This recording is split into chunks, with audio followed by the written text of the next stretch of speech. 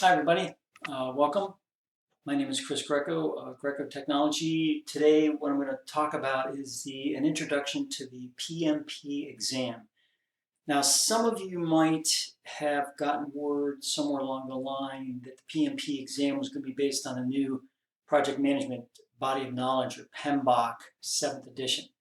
Well, I've done some research, and basically what's happening is that 6th edition that is currently there within the PMI area is PMI stands for Project Management Institute, for those of you that don't know that. But I will be making some reference to PMI. So understand PMI is the main office, the headquarters for project management, and oversees the PMP certification. So those are the things we have taken into consideration when we're talking about this course. Now, what I'm going to focus on within the confines of this course is going to be mainly PMBOK 7. But because PMBOK 6th edition is still being considered, I'll throw in some PMBOK 6 references. But the bottom line is that most of this course, most of this area, this PMP prep, is going to be based upon PMBOK 7. The PMBOK 7 is going to come into play really heavily probably next year, 2022, which means that you're still going to be relying on PMBOK 6th edition to be able to do all the studying that you need to do to be able to make that work for you. And there's plenty of exam guides out there. You have Mike Griffiths, Andrew Crowe, C-R-O-W-E, Rita Mulcahy. You have a lot of different people that have basically done a lot of work with the PMP and being able to make these exams very accessible to individuals that are taking the PMP exam. So rather than saying it's going to be 6, it's going to be 7, whatever else, I'm just going to go over some basic principles that you're going to have to do to be able to get yourself prepared for this exam. Now, I'm going to tell you right now that there are 3 basic steps. And what we're going to do is we're going to focus on those steps within the intro area. There's sort of three basic steps, 3 areas that everyone needs to do to be able to get prepared for this. 1, 2, and 3. The first one, and a lot of people have the wrong idea about this thing, the first one you have to do to be able to sit for the PMP exam is apply for the PMP. You have to apply for the PMP. So that's the first step. You apply for the PMP. How do you do that? You go to PMI.org. PMI.org. And what I'll do is I'll show you with computer simulation where the site is and what it looks like and all the different aspects that have to go along with that. But that, you have to apply for the PMP. Number 1 step. If you don't apply, you cannot schedule an exam. You can't sit for the exam. So there's a lot of very specific qualifications to be able to sit for this. Now I'm going to tell you right now, as a veteran, if you're a veteran, the fact that you've served 4 years, 8 years, 12 years, 20 years in the military really counts a lot for the project management experience. So my recommendation for you to you is to make sure that you get that documentation and have it prepared, because what will happen is that the PMI is very veteran friendly. They are very veteran friendly. So if you have that documentation, or for that matter, if you have any documentation on a project you worked on, that really counts a lot for that. So that's the number 1 step that you're going to do. Number 1 step is going to get that all set. The second step, once your application is approved by PMI and ready to go, then the second step is going to be schedule the exam. Now, a lot of people sit there and they tell me, they say, well, wait a minute, schedule the exam, I haven't started studying yet. Part of a project is a beginning and end date, right? If you do not schedule the exam, if you do not schedule this exam, then you're really not serious about taking it. I mean, you're not. What'll happen is that you'll procrastinate. Well, maybe a couple more weeks, or I'm going to take vacation here. I'm going to do this here. I'm going to do that here. All of a sudden, it becomes something of a, I'll get it done when I get it done. No, schedule the exam. Schedule it. Now, don't be unreasonable about it. Don't schedule it for 30 days from now. Don't schedule it from for 2 weeks from now, unless you really feel you're prepared for that. The scheduling comes to play. Schedule it out. Let's say schedule out 6 months. I mean, that's a lot of time. 6 months is a lot of time. That's plenty. Now, if you're ready before the 6 months, then reschedule it before. But do not go beyond the 6 months. Put this as your end date. That's 6 months. That is the latest, right? Scheduling aspects. That's the latest that I'm going to take this exam. That's the latest I'm going to take it, period. And I'm going to get myself prepared for that. Now, when you all get all done with that, you apply for the PMP, you schedule an exam. Now's the time to do a number of things. Now, I'm going to tell you, when I took the exam, and I realize this ages me, but when I took the exam, it was PMBOK 4th edition. And I was in the midst of studying the 4th edition when the 5th edition came out, and they immediately changed the exam to the 5th edition. So I said, oh gosh darn. So I was studying the 4th, and then I went and studied the 5th. So I had to like mess with my study aspects, but it worked out fine. Now the bottom line is that that's what you need to do. You need to get the PMBOK. You need to get the PMBOK. Well, actually, before you even do that, when you apply for PMP, when you apply for it, what I would do, this is me talking, what I would do is I would also, in parallel with this, when you apply for the PMP, is join PMI.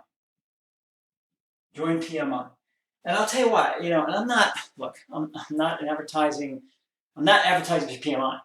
I'm just saying, when you join PMI, you're going to have benefits that you're not even going to really realize until after you get the PMP certification. But I'm going to tell you, you can use them.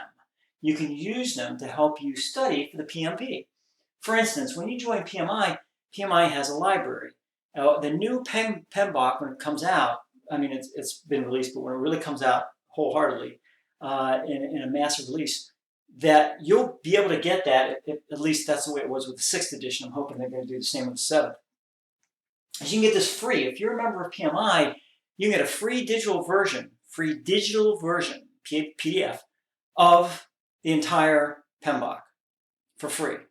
So that right alone, right there, is going to be what, 50, 55 cents, $60, right? That's going to save you.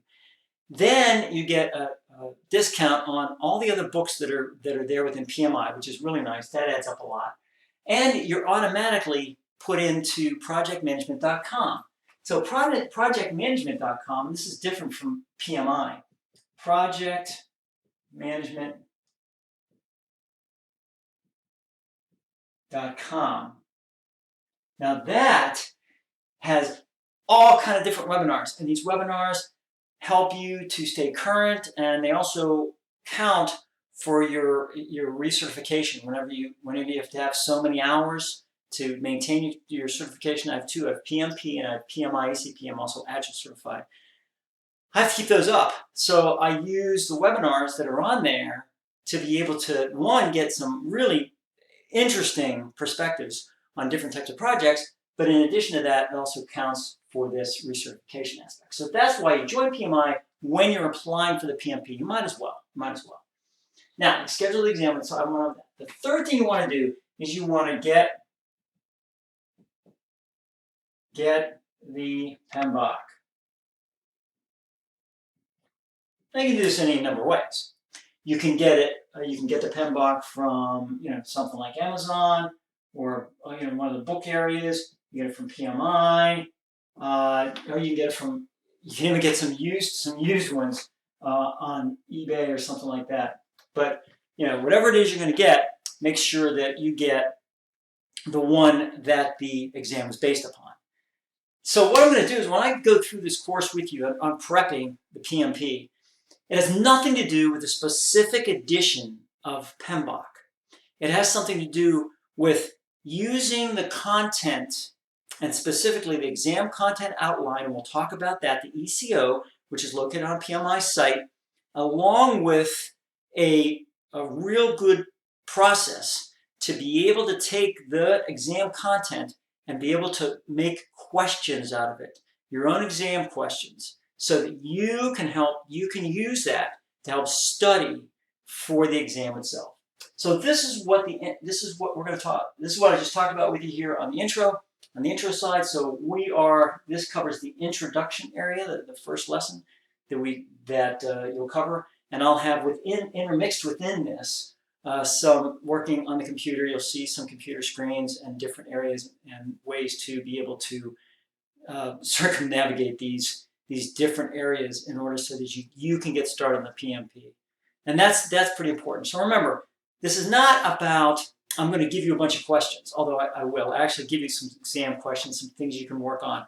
But the idea behind this whole course is to help you prepare. If you are not a do-it-yourself type person, if you sit there and say, nope, I gotta have somebody tell me what to do and how to work and whatever else, then this is probably not going to be for you. But if you're an individual that likes to take charge, if you're an individual that likes to sit back and study and understand and learn and be able to go in those tests and be able to pass, then this course is definitely going to be for you. Just to give you a background, and I have background on the bio, but bottom line is I've taken 11 certification exams since around 1990, I want to say 1997, 1998. So in the last 25 years or so, I've taken 11 certification exams. I've taken the CISSP, the PMP, the PMIACP. I've taken the ASEP, which is the Associate System Engineering Professional. Very, very difficult certification exam. And I've passed them. And the only one that I didn't pass was a Microsoft Certified System Engineer exam. The first one had to do with Windows 95. That's how old it is. But after that, I said I'm never going to do that again. So I did that with the help of an area called Transcenders, and Transcenders.com is now, I think, Kaplan Education. I think that's what they do. Which I've used Kaplan and they're good, but there are others out there that can also help you. The main thing is that they provide test questions, and those test questions are really, really good exercises. So take a look at this. Remember, apply for the PMP, join PMI, schedule the exam, get the PMBOK. And then we're going to go through and show you how to take that PMBOK, the ECO, and make that into a very, very good study guide for you. Thanks for listening. See you on lesson 1.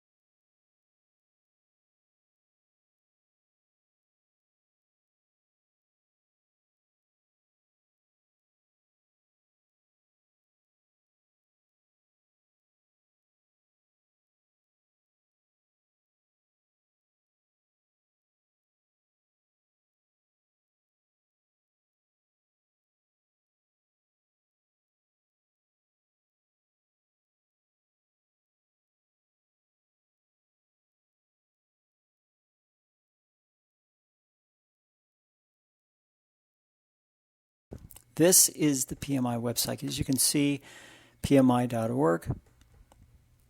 This is my login here.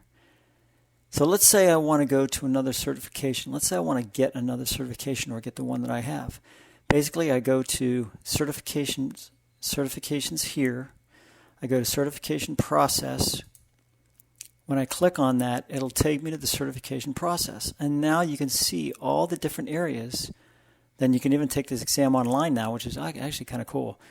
So it gives you steps on what to do it. Eligibility criteria, complete the application, and then go through it. It goes through an application review, and then you pay to be able to sit for the exam. So that's the eligibility number is there. Basically, you're an eligible individual to set the exam. Then as I told you before, you schedule the exam appointment. And this is nice because now you have an appointment. You have a date with which you can use. And then you can, an exam study plan, and you notice exam content outline, right? Exam content outline. So let's take a look at that. Let's take a look and see what the exam content outline is all about. So all we're going to do is we're going to go to the search area here and put exam content outline. And you notice there it is right here. Exam content outline. Here's one for 2021. So let's just take a look at the one that says for 2021, and it's searching right now. So this is the reference list, exam updates, content validation, all the other things you have to go along with that. The nice thing about this is that you can take a look at this and you can sit there and say, what is it that we're talking about? So PMP exam prep shows you what to do here. Now the neat thing about it is that you can go through different areas, go through authorized training partners. Now then it should come up with the ability to let's see, it should come up. Exam content outline. Here it is. So this is the exam content outline. You can download it for yourself. And what will happen is when you download it, it'll come up, and it will come up. Now, what this exam content outline is, we'll talk about in the next lesson in depth. But for the purposes of this lesson, the introduction lesson, just how to download it and then make sure that you keep it. So this is actually pretty cool. Now, I realize it's June 2019 on this, but this still applies for today. Okay, so remember, PMI.org, there's your area. Now, let's say you want to do projectmanagement.com. So I already have it in here, projectmanagement.com. Now, this one is an exceptional area with which to do these types of, take a look at webinars. Look at all these. I mean, there's all kind of webinars you can do here. Tons and tons and tons of webinars. So these are the things that you need to, when you join PMI, you're automatically part of projectmanagement.com. If you're not part of PMI, these webinars, they'll cost you some dollars. It's best to just go ahead and just join PMI and then be part of projectmanagement.com. Okay,